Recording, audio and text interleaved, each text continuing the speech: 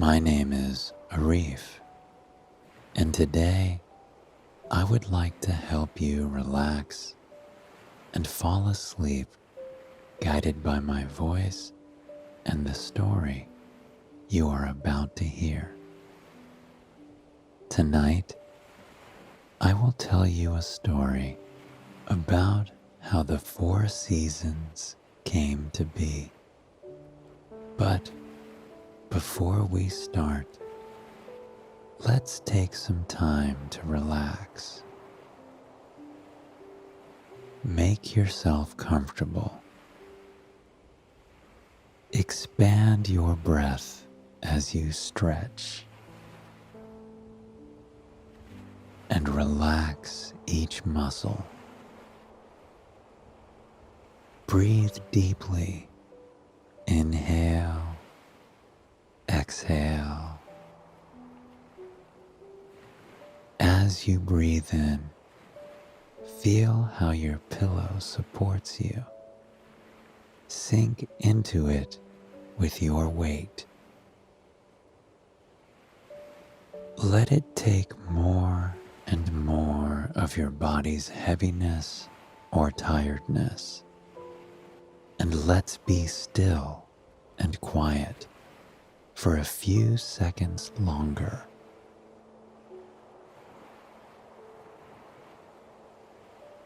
Let's take a few deep, calming breaths to relax the body.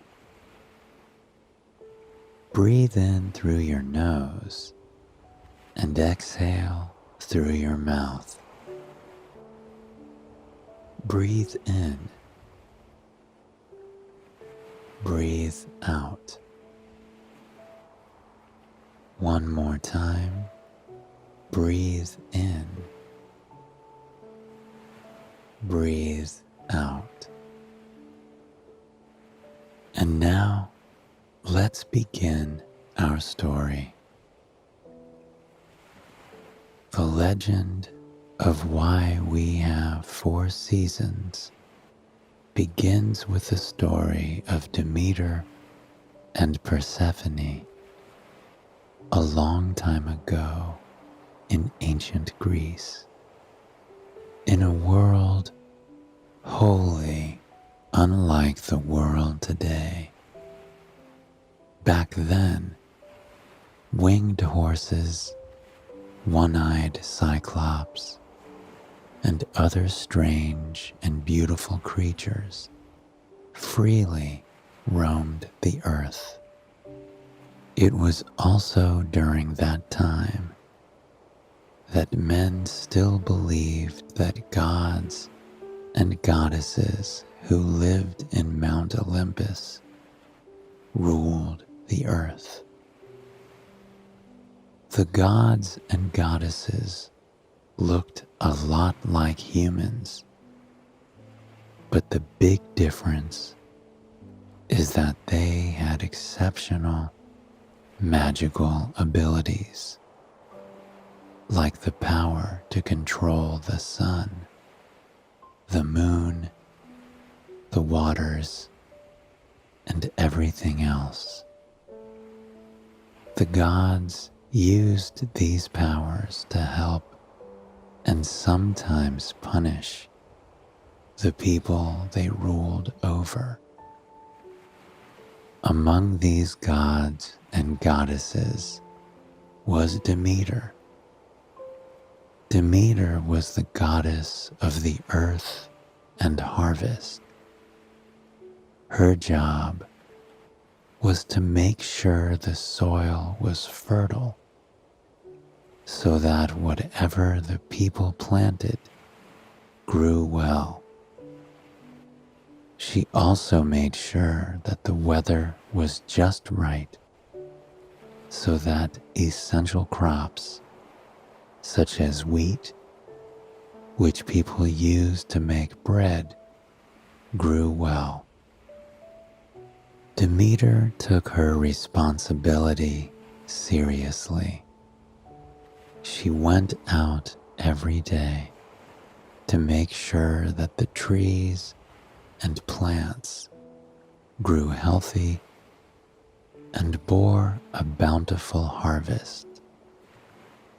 If there was any problem, the people knew that they could come directly to her, and Demeter would resolve it right away. She was caring and kind, and because of this, she was very popular among the people of the earth.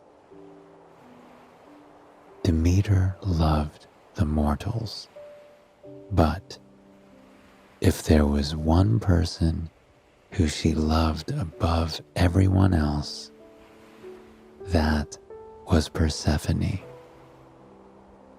Persephone was Demeter's only daughter and her constant companion everywhere she went. Where Demeter is, Persephone would be close behind.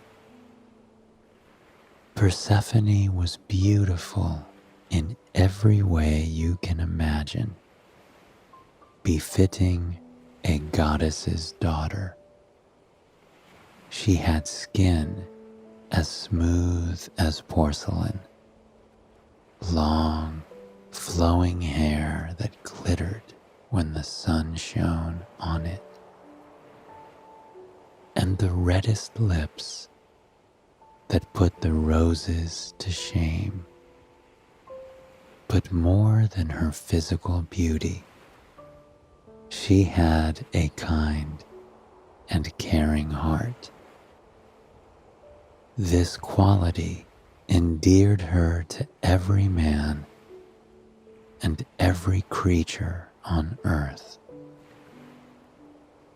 Persephone had the uncanny ability to make anybody feel happy and at ease around her. She spread light and happiness wherever she went, and so naturally, everybody that she met loved her dearly, but none loved her more than her own mother, Demeter. Demeter liked nothing more than to spend hours in the company of Persephone. They talked about everything, laughed, and sang every song. Demeter loved taking care of Persephone and was a proud mother as she watched Persephone grow into the charming and caring young woman that enchanted everyone and everything around her. Unbeknownst to Demeter, Hades, the god of the underworld, was one of Persephone's most ardent admirers. Her radiance and light fascinated him, and he desperately wanted her to be his queen. One day, Persephone was gathering spring flowers with her mother. She sang as she picked the brightly colored flowers from the field, all the while thinking how her mother's face would light up when she gave her the flowers. As Persephone was happily picking flowers in the field, the entrancing smell of the narcissus flower caught her attention. I must have that flower to give it to my mother, she thought, as she followed the flower's scent, which led her far away from the protective gaze of Demeter. She was ecstatic to find out there was a whole field of narcissus for her to pick. She quickly knelt and picked the narcissus flowers until she had more than she could carry. However, because she was so preoccupied with picking the narcissus flowers, she didn't notice that everything around her had suddenly turned eerily quiet. The birds stopped singing, and there was an ominous feel to the wind. Something was going on, but what? When she finally stopped picking the flowers for long enough to notice the strange feeling that was enveloping the field, it was too late. The earth suddenly cracked open, and Hades, the ruler of the underworld, emerged in a black chariot, pulled by 9 fierce hellhounds. Persephone froze in fear at the sight of Hades in his chariot, and try as she may, she couldn't get on her feet to run. Hades wasted no time, snatched Persephone in his arms, sending the flowers that she had picked flying up in the air. Hades and his hellhound-drawn chariot returned to the underworld, taking Persephone with him. The earth closed as it had opened and left no trace of the terrible thing that had happened, except for the narcissus flowers scattered in the field. Hades brought Persephone to the underworld, a dark, lonely kingdom that he ruled. As soon as they arrived, he led Persephone to a room filled with gold, jewels, silk, and rows of food-laden tables. Please, don't look at me that way. I will not hurt you while you are under my care. Say that you will be my queen, and I will give you everything that your heart wishes. Hades said to Persephone. Persephone had heard tales of Hades from her mother, and none of them were pleasant. He could be cruel at times, so she knew that if she were to survive this ordeal, it would be in her best interest not to say anything to anger him. She also knew that if she ate any food from the underworld, she wouldn't be able to return.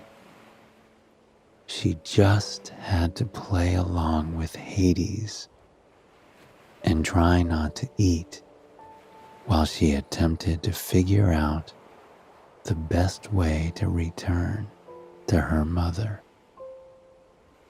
What my heart desires is for you to return me to my mother, Persephone said to Hades, trying to sound brave, although he terrified her.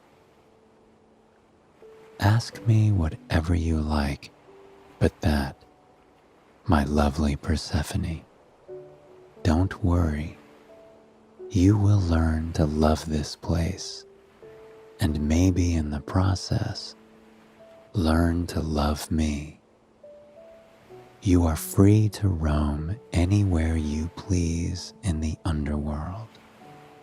But know now that you can never escape this place, Hades said as he left Persephone alone in her room. Meanwhile, Demeter couldn't do anything but pace around, wondering where Persephone was. It was dusk, and there was no sign of her daughter. Demeter looked for her daughter by the pond, in her favorite meadow, even in the hills that she knew Persephone used to frequent. But there was no sign of her. Persephone, Persephone, where are you? Demeter called out to her daughter. But no matter how many times she called her daughter's name, there was no answer. Exhausted, Demeter went home and cried herself to sleep. The next day, she searched for her daughter once more. Demeter searched inside the caves, the rivers, and the meadows. She left no stone unturned, but alas, Persephone was nowhere. I will not rest until I have found my daughter again, she told herself as she stared absent-mindedly into the horizon. She felt deep in her heart that her daughter was alive, and for as long as she had that feeling, she knew that she would find her. Demeter looked for her daughter day in and day out. Because of this, she no longer paid attention to her duties as the goddess of the earth. The soil was no longer fertile, and nothing grew well. It alarmed the people because if this situation continued, there could be famine in the land. The people prayed desperately to Demeter, but she was deaf to their pleas. There was only one thing in her mind and her heart, and that was to find her daughter. The situation had gotten from bad to worse, and the people's prayers reached Zeus, the king of gods himself. He grew concerned about how Demeter was behaving. It wasn't like the goddess of the earth to abandon her duties. Zeus sent his trusted messenger, Hermes, to find out what happened. Zeus learned from Hermes that Hades had kidnapped Persephone and that Demeter had forsaken all her duties to look for her daughter. Concerned that if this situation continues, the people might starve, Zeus asked Hermes to bring Demeter to him so that he could talk some sense into her. Zeus could not hide his surprise when he saw Demeter's state. She had disheveled hair dirty clothes, and there were dark circles under her eyes. Her eyes lost all its glimmer. She was a shadow of her former self. Demeter, you have abandoned your duties as the goddess of the earth, and you have turned a deaf ear to the people's cries. Go back to your duties once more and restore order to the earth, Zeus said to Demeter gently, as he felt sorry for her. I am looking for my daughter Persephone, and I will only restore the earth if she is returned to my side safely. Tell me where she is, Demeter told Zeus stubbornly, her hands clenched into a fist on her sides. She knew that the king of the gods knew what had happened to her daughter. Zeus knew that there was no reasoning with a mother who was desperate to find her daughter. And so he struck a deal with Demeter. Very well. Hades brought Persephone to his kingdom to be his wife. And, as you know, I rarely interfere, but this situation is different. I will send Hermes to negotiate her release. But you must give me your word that you will restore order to the earth once she is by your side. Demeter stared at Zeus for a few minutes before answering.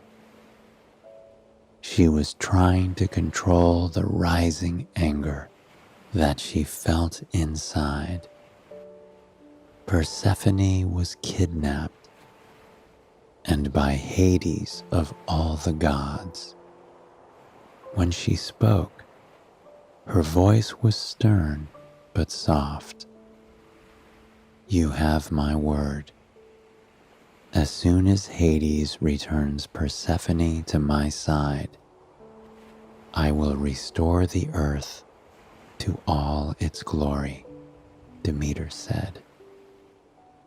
Zeus nodded to his right, where Hermes was standing, and with this, the messenger of the gods went to the underworld to negotiate Persephone's release. In the underworld, Persephone's inner light and sunny disposition transformed the sad and gloomy atmosphere of Hades' kingdom. Where there was once barren land, small white flowers grew by the river Styx, comforting the lost, and confused souls ferried there. Her kind heart even tamed the hellhounds, who now followed her everywhere. Even if she didn't want to admit it, but Hades' sincerity and patience moved her kind heart, and slowly she accepted Hades' invitation to explore his kingdom. Her presence alone lighted up the underworld. She missed her mother terribly, but she had enjoyed the company of the god of the underworld, and she was considering becoming the queen of the underworld. Hermes found Persephone sitting with Hades on an elegantly curved couch made from the most elegant gold. Hades had a pomegranate in his hand. "Persephone, my only love, you have eaten nothing since you came here, and I am distraught that you might fade away if you do not eat. Eat just a little of this delicious fruit," Hades said to Persephone, extending the fruit to her. Persephone felt so hungry that before she realized, she had eaten 6 pomegranate seeds before returning the fruit to Hades and covering her mouth with her hands. What had she done? Now she had to stay in the underworld forever. Hermes saw what had happened, and he knew that if he were to take Persephone with him, he would have to use all his negotiating skills to strike a deal with a cunning and powerful god. "Great Hades," he began as he approached him, "I am here at Zeus's command to bring back Persephone to her mother. I remind you, it's not a good move to ignore Zeus's commands." "I know why you are here, Hermes," Hades replied. He had known from one of his spies that Hermes was on his way to take Persephone away from him. But now that she had eaten the fruit with her own free will, he knew that she had no choice but to return to him. "She has eaten 6 pomegranate seeds of her own free will. I will return Persephone to Demeter for 6 months each year, and for the following 6 months, she will come to the underworld with me." Hermes knew that this was the best deal that he could get, and so he looked at Persephone and said, "Very well, it is a done deal. Come with me, sweet Persephone, and I will take you back to Demeter," Hermes said to Persephone as he extended his hand to her. Persephone wasted no time and went with Hermes. When they emerged from the underworld, she saw her mother anxiously waiting for her return. "Mother," Persephone cried as she ran into her mother's arms. At last, she reunited with her mother, and she felt so happy. Demeter cried happy tears as she held her daughter tightly in her arms, and as she did, the flowers bloomed in the meadows, and the trees all came back to life. The soil was fertile again, and the wheat in the fields miraculously bore fruit. The earth rejoiced with Demeter, and all was well. In between tears, Persephone told her mother how she ate 6 pomegranate seeds, and how she had to come back to the underworld and stay a month for every seed that she ate. And so the 4 seasons as we know them today came to pass. Every fall and winter, the earth is barren and cold, as Demeter mourns Persephone's return to the underworld. And every spring and summer, the flowers bloom, and the earth rejoices at Persephone's return to the earth. And this is the story of how the 4 seasons came to be. I hope that you enjoyed listening to the story. I'll see you again next time. Good night.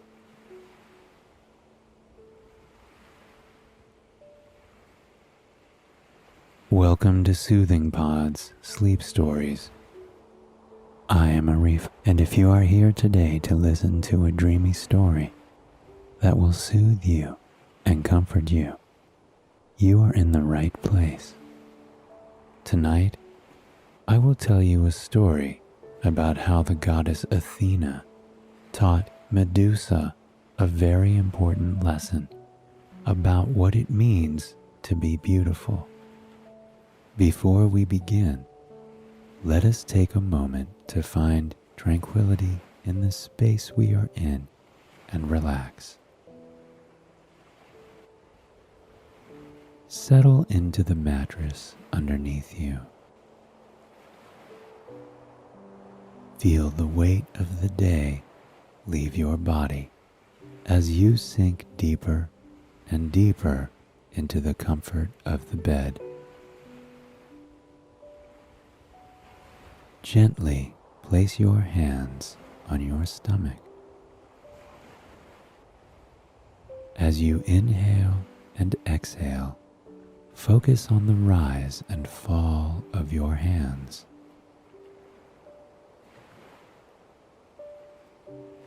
There is comfort in the consistent rhythm of your breathing.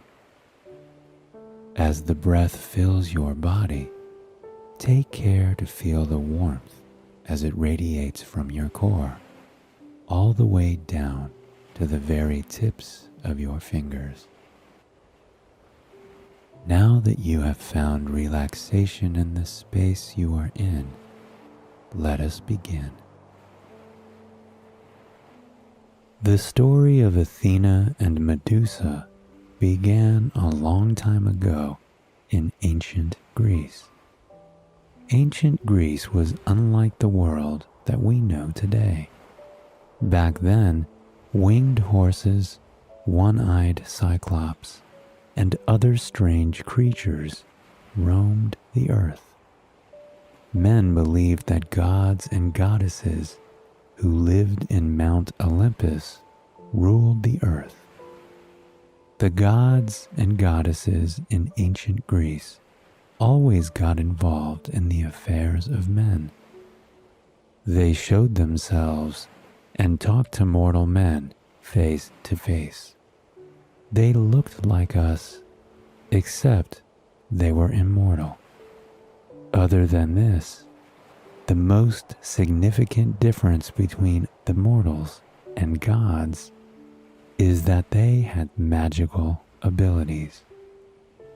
The gods had the power to control the sun, the moon, the waters, and everything else that you can think about. The gods often used these powers to help, and sometimes punish the people they ruled over. It was then that a beautiful girl named Medusa lived in a city called Athens.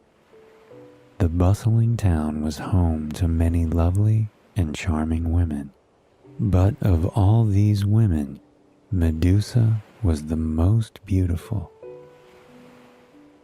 She had long, shiny, golden hair that reached her waist, and her face was smooth like fine porcelain.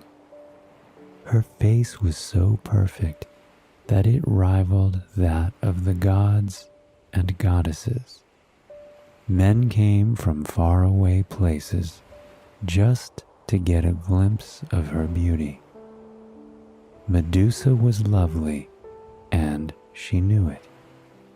But instead of being thankful for her gift of beauty and using it for good, she was arrogant of the fact that she was stunning. Not a single day passed that she didn't remind everybody of this.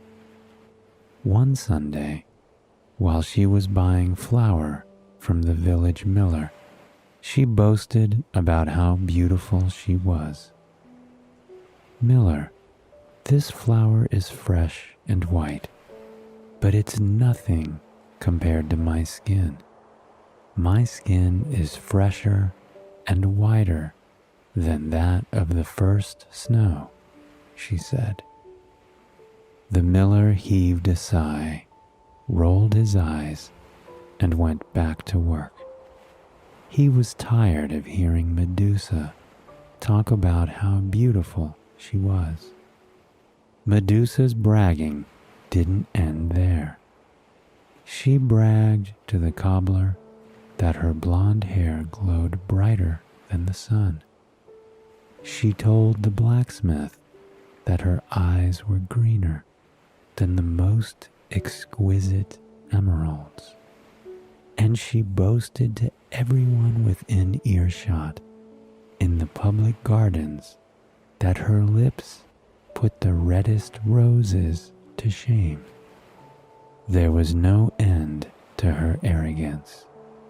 When Medusa wasn't busy sharing her thoughts with anyone about how beautiful she was, they would find her looking and admiring her reflection in the mirror. In the mornings, she would spend hours admiring herself in her hand mirror as she brushed every strand of her long golden hair. "There is nobody more beautiful than you. Not even the goddesses compare to your beauty," she said as she pursed her lips and made kissing motions to herself. At night, she would close the windows and look at her reflection in the darkened mirror for an hour before she got tired and went to sleep. Medusa would take any opportunity that came her way to either talk about or admire herself. She became so self-absorbed that she didn't care about the surrounding people anymore. She could no longer carry out tasks her parents asked her to do without forgetting what it was she was going to do when she was looking at herself. One time, her mother asked her to take some water from the nearby well. Medusa obeyed her mother, but she took too long to admire her reflection in the well, and she forgot to fetch the water. "I'm sorry, Mother, but I forgot to take the water. But aren't you proud that you have such a lovely daughter like me?" she said to her mother without an ounce of guilt. All her mother could do was sigh. She didn't know what else to do with her daughter. Every day, she prayed to the gods, to the goddess Athena, the patron of the city of Athens, to help her daughter be humbler. One day, Medusa's closest friends, who took care of the Parthenon, invited her to visit the temple with them. Medusa was very excited because this would be her first time to visit the famous temple. But more than visiting the temple, she was looking forward to showing off her beauty to the people who went there. Later that night, Medusa asked her parents' permission to go with her friends to see the Parthenon. It thrilled her parents when they heard that their daughter was taking an interest in some other things other than herself, and they agreed right away. Perhaps the goddess had listened to their prayers. You should see the pantheon that the great Pericles constructed. It thrills your mother and me that you've taken an interest in the goddess Athena, her father said. To appease and not go into another argument with her parents, Medusa nodded in agreement. But what she didn't tell them is that she didn't care about the goddess Athena.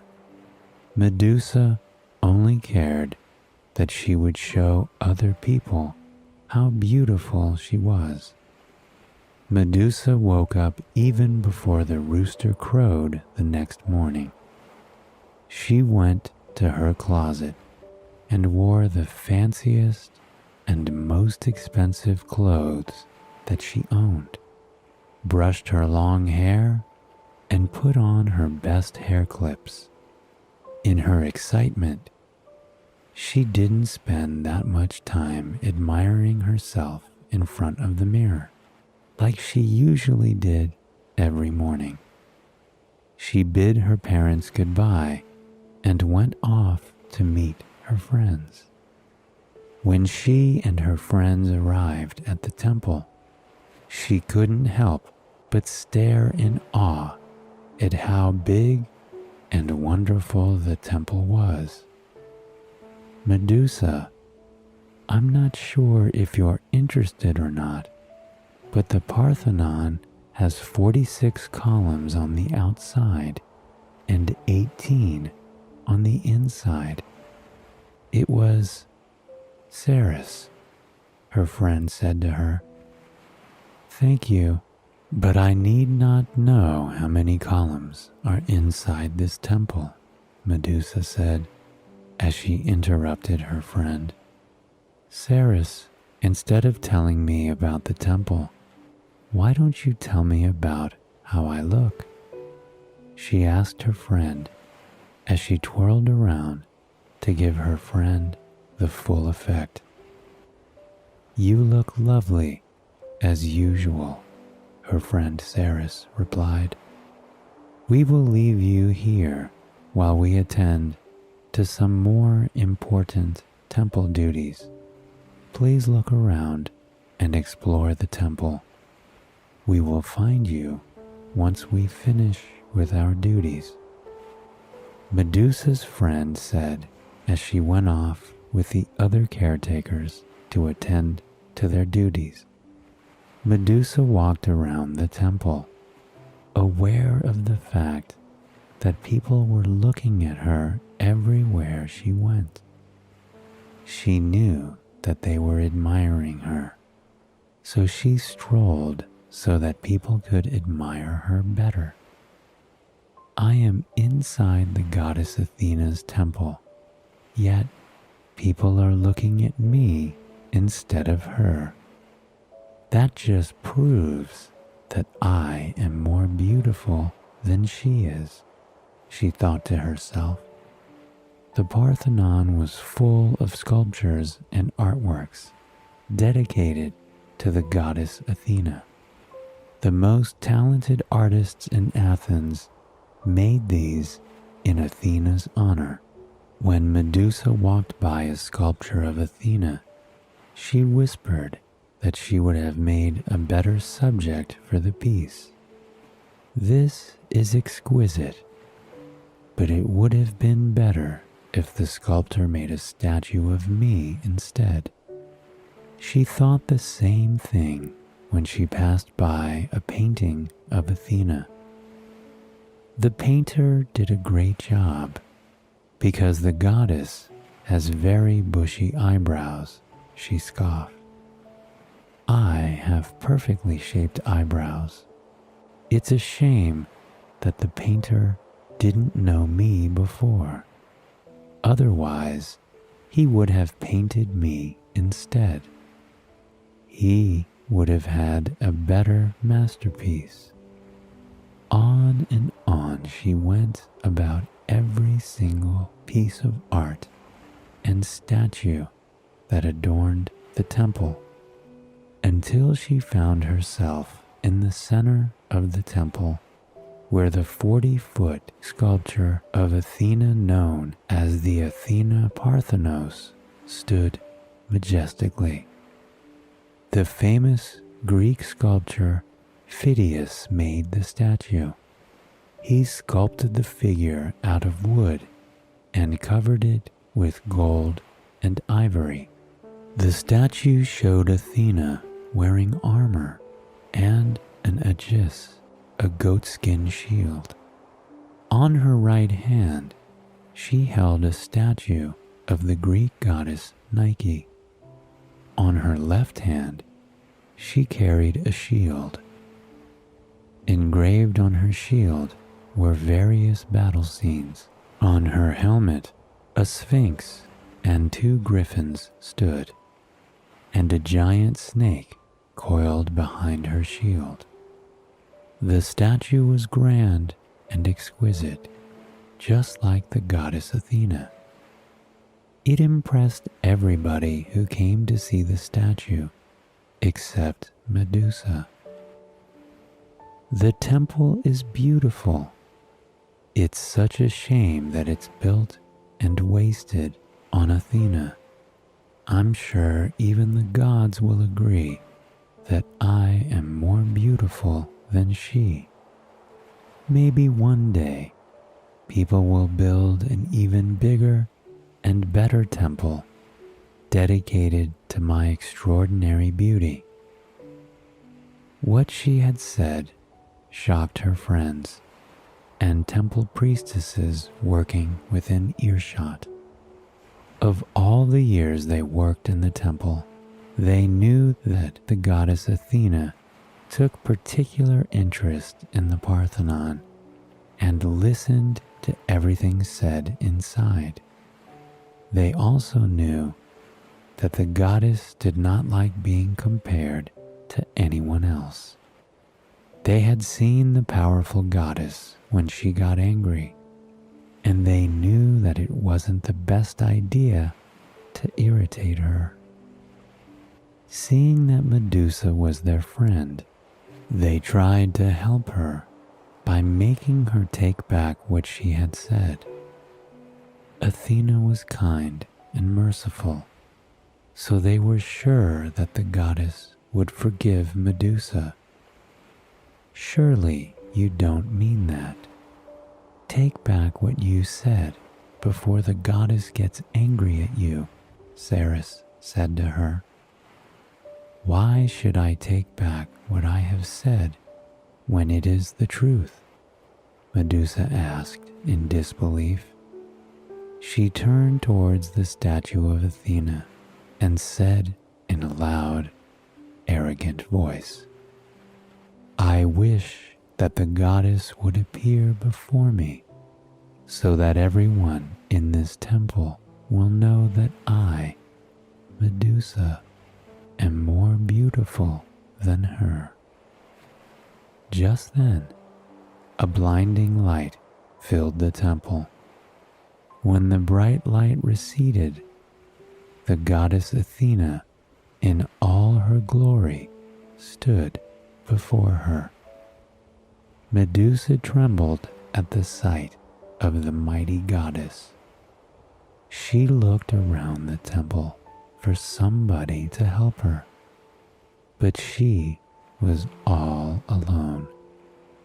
Her friends and the other temple visitors all ran out in fright at the sight of the goddess. My name is Athena, the goddess of war and wisdom. I have heard all that you have said in my temple. Although being beautiful is a gift, it is fleeting. However, kindness and pureness of heart never grow old. If you repent and reflect upon what I have said, I will be merciful and forgive you, the goddess said to her in a soft but authoritative voice.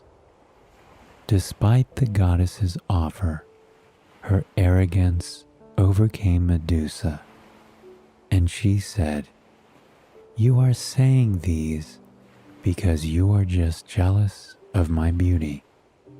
It is clear as day that even if I'm mortal, I am more beautiful than you."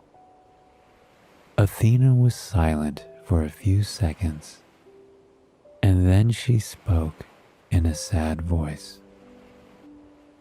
"My dear child, there are things that are more important than physical beauty.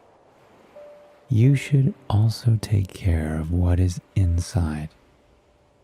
I could strike you down, but I have heard all your mother's prayers, and so I will be merciful to you. You will become what you are inside, ugly and monstrous."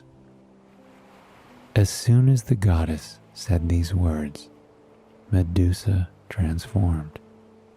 Where her long, beautiful hair once was, snakes grew. Scales covered her once clear and porcelain skin. Anyone who looks at you will turn into stone, and nothing can save them from that. Even you, my dear Medusa, should you want to look at your reflection, will turn to stone the moment you see your face, Athena said as she looked on. Medusa was shocked at how she looked, scaly skin and snakes for hair. She cried and pleaded with the goddess to change her back. But it was too late. "I will not be heartless, and you will not be alone in your current state. Starting today, I will send you to live with the Gorgon sisters at the ends of the earth. There, you cannot harm anybody, and you will have time to think about the things you have done," the goddess continued. And with that, Medusa and the goddess disappeared from the temple, leaving only a trail of smoke. When Medusa's friends found the courage to return to the temple, they found only the hairpin that Medusa was wearing when she came with them to the Parthenon. They searched for her, but she was nowhere to be found. The turn of events saddened her parents, but they hoped that one day Medusa would realize the error of her ways. They hoped that the goddess would be merciful and return her to them. The story of Medusa is a reminder that kindness and pureness of heart are things that grow more beautiful as the years pass by. A pretty face can be gone just like the wind. I hope that you enjoyed listening to this story and that it helped you sleep well. I'll see you next time for another fascinating tale. Good night and sweet dreams.